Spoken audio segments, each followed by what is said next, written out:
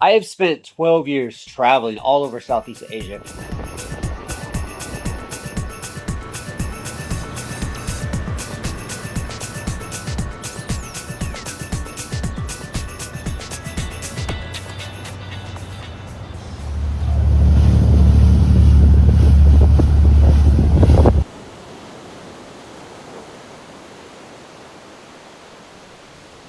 There's three main things that I really wish I knew beforehand. Today, I'm going to tell you those three things on how to make your trip abroad, being long or short, worthwhile, where you'll get the best out of your trip. And most of all, you'll have memories that are worthwhile. You see, you got one of the maids right here, kind of cleaning up. Look how big it is.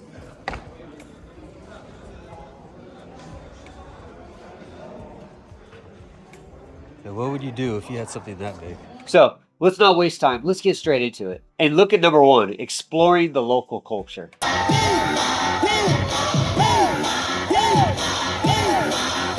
So to get the best out of this, the first thing you have to do is learn some of the local language. I've done a video on how to learn a language using AI in a couple days, and I've talked about the 50 words that you should be focusing on no matter what country you're going to. You have to learn these 50 words. So check out the video on how to do that quickly, efficiently, and for free. But you need to learn the language. This will immerse you into a culture of the country you're actually going to and make it 100 times better. And while you're learning that language, this will allow you to integrate into a lot of the cultural norms. When I came to Vietnam, one of my biggest benefits was I understood the language. I was able to attend these weddings, be in local government or farm town events.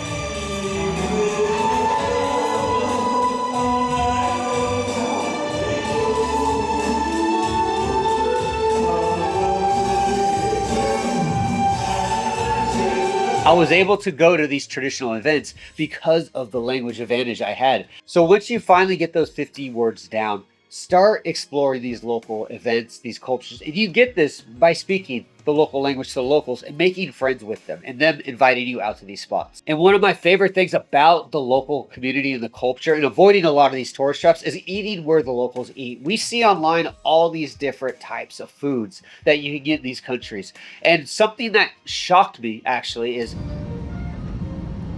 places like China, anything you buy in America as in Chinese food isn't even a Chinese food in China. Things like pad Thai in Thailand aren't even Thai food. That's a Western Thai food. And when you get to things like pho in Vietnam, this is not even something the local people even eat that much. It's more of a random thing. Learn the language, go to these special events, and start eating where the locals eat. You will turn your vacation, your trip, whatever it is, into something way better than what it would have been if you just came here, went to the walking streets, had a few beers, and rented a 4-star hotel. That type of traveling will not give you memories that are worth keeping. So exploring the local culture is a must. Which takes us to number two, which really link together, making connections with locals. The best way to do this when you come out here is not to go to booking.com and find a good hotel or a cheap backpacker hotel. It's to go to homestays. It's to go to guest house or any types of Airbnb where a local person is trying to rent out a room within their house. Doing this will invite you into a family, allow you to do a lot of these events and see things that actual local people do when you are out here. Instead of going to a war museum or seeing a random waterfall that nobody goes to except tourists, you'll start seeing these villages, these farm areas, these temples that only the local people know about. Another way to make a lot of good connections is do some free stuff. One thing I used to do in Vietnam and Thailand was I used to go to coffee shops after posting on Reddit and Facebook of offering free English classes. And there was no catch. Really, you showed up, I taught you English. A lot of the students would buy me coffees once in a while, right? But the turnaround and the benefit was they would teach me about their culture. I would learn a lot of their language. And they would invite me or suggest places I should actually go that a lot of tourists don't even go. And if you're not looking to teach English, you don't want to get into that situation or you're just not good at it, another thing you can do is just join groups, join hobby groups, join events, go to parks, go to a yoga session. One thing I've noticed about Asia and I've seen over the years is a lot of people love to do big event groups, be it badminton, tennis, actual soccer events on a local field, or doing yoga events at a park. Join these. You'll start making friends. A lot of the locals will be curious about you and want to talk to you. And doing this will allow you to build those relationships and again, start seeing things that the local people actually do. The goal here is to not only make local connections, but avoid going to these tourist traps. It's the only destination when you come to these countries.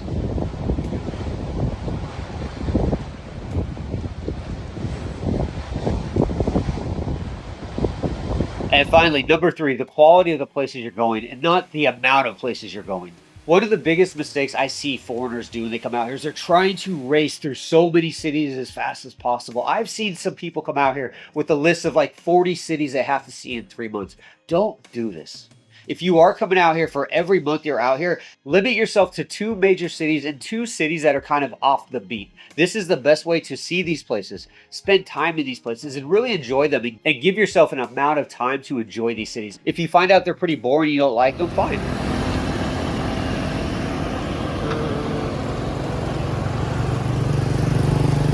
Go to the next city and spend more time there. But don't try to power through the entire country in 2 or 3 months. You will just turn your vacation into a job. So when you do come out here, pick 2 major cities, pick 2 small cities, grab a bike and start driving through the local areas. Take local transportation that the local people take.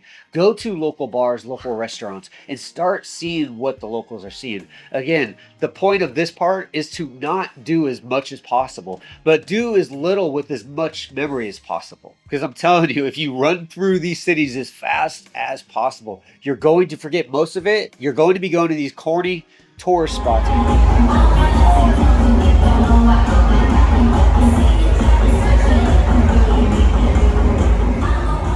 And you're not really going to have anything worth talking about. I've lived here for 10 years, and I'll tell you, it's taken me 10 years to see as much as I have, and I've been going pretty fast. So it is not possible to do what I've done in 10 years in 30 or 40 days. Just not possible. So enjoy the trips, make local connections, go to these local events, and enjoy your time out here.